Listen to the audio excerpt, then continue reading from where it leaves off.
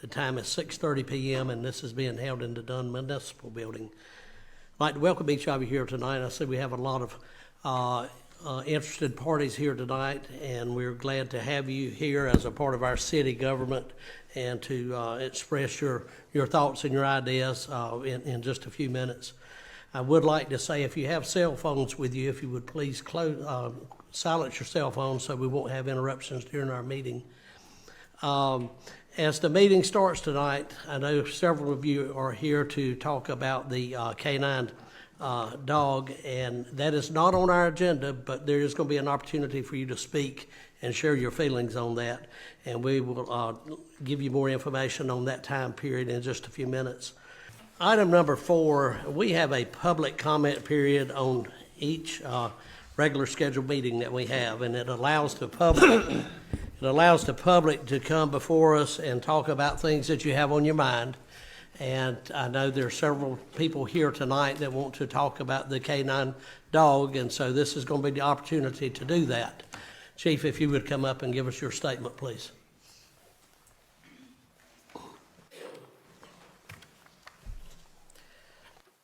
Dunn Police Department K9 APAC is healthy, loved, and a respected member of our agency.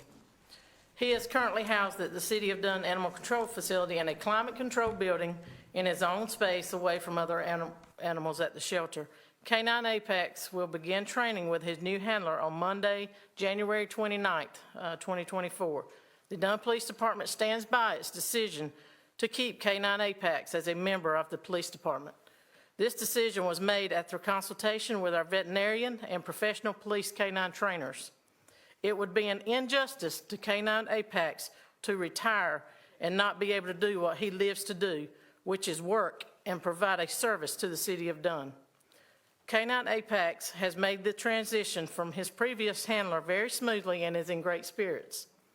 He has provided constant attention by shelter employees, by officers who have volunteered their own time, and the new handler to ensure he is receiving plenty of positive interaction. Thank you to the members of the public who have reached out in support of this decision, and also to those who have voiced your concerns. Thank you. Thank you, Chief. The next speaker is Nathan Ingram. I want to thank y'all for the opportunity to be able to voice opinions this evening. I want to thank everyone here tonight. A lot of people I've never met before, and I appreciate your support that's been given to K9 APAC. Yeah, excuse me, could you lower the microphone just a little? Yes, sir. I'm sorry. I'm a little height challenged. I can't hear nothing. Thank you. Again, I just wanted to thank everyone for being here, and especially those that I've never met before. I appreciate the support given to K9 APAC during this time. I don't want to come here tonight and show any disrespect to the Chief Kerry Jackson or to this beloved city that I have respectfully served for the last 4 years. I just want to make it understood that on October 20th, 2023, I was placed on light duty by a doctor to an injury sustained to my right middle finger. On November 15th, 2023, 1 month after my injury occurred, Pacman was removed from his home of the last 3 years and then was placed in the city's animal shelter on that same day. My injury did not in any way affect the care or attention Pacman received. And from the time of my injury to the time he was removed from his home, a whole month's time, never once was I offered any help or any assistance to take care of Pacman. One would assume the reason that I was never offered any assistance, that I was never offered or asked if my injury affected his care and exercise, was because there was never a concern for that. It is simple. I was fully able to care for Pacman during this time. It was not removed from my home for the reasons that have been portrayed to the public. And neither was he removed from his home and placed in the animal shelter due to me leaving the department. I did not turn in my 2 weeks notice or confirm any suspicions of my department from the agency until January 4th of this year. At the end of the day, I just want Pacman to come home, and I would ever be grateful if he could and serve and retire respectfully and enjoy the last few years that he may have left. Thank y'all. Thank you for your comments. The next speaker will be Victoria Jackson. Good evening. My name is Victoria Jackson. I live on Fred 2 Road. And I'd also like to say, Chief, thank you for having Inspector Elliott. And as a 17-year law enforcement veteran, I support each and every one of you here. And Inspector Elliott deserved recognition, and that's what heroes are made of, ma'am. So, turning my comments to K9 Pac. I'm a 17-year law enforcement veteran, and I laid in the hospital for 4 months, and almost gave my life for my community. Not only was I a 17-year law enforcement veteran, I handled 3 K9s. My expertise was explosive, cross-trained with patrol, and I also had 2 narcotic dogs. I trained more dogs than I could count, and that was both military dogs that had problems, and this was back during Pope Air Force Base when they had their dogs, and Fort Bragg's dogs when they had problems. I also know that the average work life for a dog is 6 to 7 years old. And the reality is, I don't know what happened behind the scenes with this K9. I'm not here to judge you, Chief, but I will say I was very cautious about coming here and making a stand on something I didn't know about. And I really supported the chief's decision because I don't know what goes on behind the scene. But what I will say, when I found out she was a prior K9 handler, that kind of poked the bear for me. Because as a prior K9 handler, I've never seen, of all the dogs I've transferred from handler to handler, my 3 dogs, the dogs I have trained, the dogs whose handlers were injured and sometimes killed, I have never put a dog in confinement, whether it's environmental controlled environment, climate controlled environment. I've never done that. The bond you have with a dog is an incredible bond.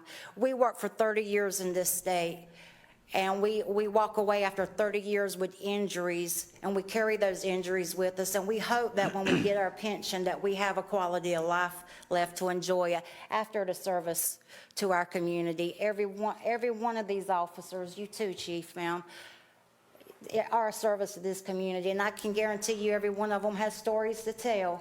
This dog is 7 years old. The average lifespan for a large breed dog is 7 to 10 years. That's a house dog, a working dog. For you to see a pain in a working dog, the dog's been in pain for a while. Let the dog have his pension with his prior retirement. If finances are a problem, I will personally start a GoFundMe page. I will get her the dog of her choice, and I will equip a car. And I make that offer to you, ma'am. And I just hope you do the right thing, because I know you have a heart, because you had a dog. Thank you. Thank you. Next speaker will be Johnny Jackson.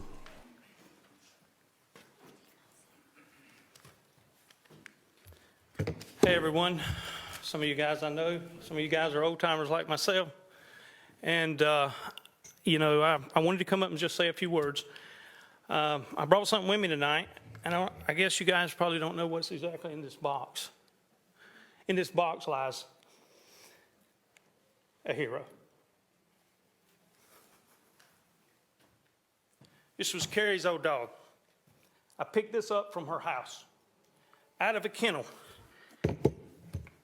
and it stayed at my house till it died. These dogs are not dogs to be shoved in a kennel somewhere, and I'm not trying to judge anyone. Every one of these guys sitting here are heroes, every single one of them. That dog is a hero too, and I'm not here to throw rocks and stones. I'm not here to be against Carrie, because I love Carrie. I've been knowing Carrie a long time. We worked a lot of stuff together in days past. She's an excellent officer. She's an excellent chief, I'm sure. But the decision to put that dog in a shelter, I am 100% against. Just to say a little bit of who I am. I worked 2 dogs while I was here, one of them being Lex, one of them being Kilo, and Kilo ended up living with me to the day he died. I was responsible for helping put the policy in place for this city when I worked here, so that you guys, this city, these officers, everybody would be protected liability-wise, and that the dog would get exactly what he needed. Those dogs when they're riding with those officers in those cars, they get called out in the middle of the night just like these guys, just like the investigators. They get called out.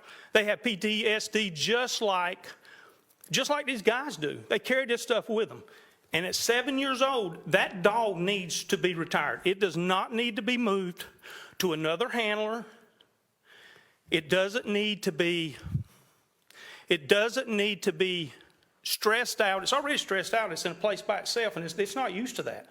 These guys go to work. I work too. When they would call me out at 2 o'clock in the morning for a call, and that dog got in that box behind me, that dog was just as excited as I was. That dog drove to that scene. He tracked those bad guys. We kicked doors in. We chased bad guys through the woods. We caught armed robbers. He was just as stressed as I was. And these dogs are more than just a dog.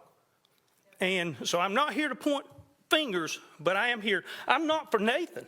I'm for the dog. I know Nathan, and I know he's probably a good guy. Every one of these guys are good guys. But I'm here for the dog because somebody has to speak up. This guy's a hero. He deserves to do the exact same thing. He's 49 years old, and he's jumped. He's done agility. He's done tracking. He's looked bad guys in cold and rain. That dog deserves to retire. And even if it's not with Nathan, it needs to retire. But the place for it to go is with Nathan because it spent 3 years there. You throw this dog in a building, and I'm out. But you throw him in a building where he doesn't know anybody, and then you try to put him on the road. It's not going to be good. Thank you. Thank you, Johnny. Final speaker on the list is Susan. I'm sorry, I can't pronounce your last name.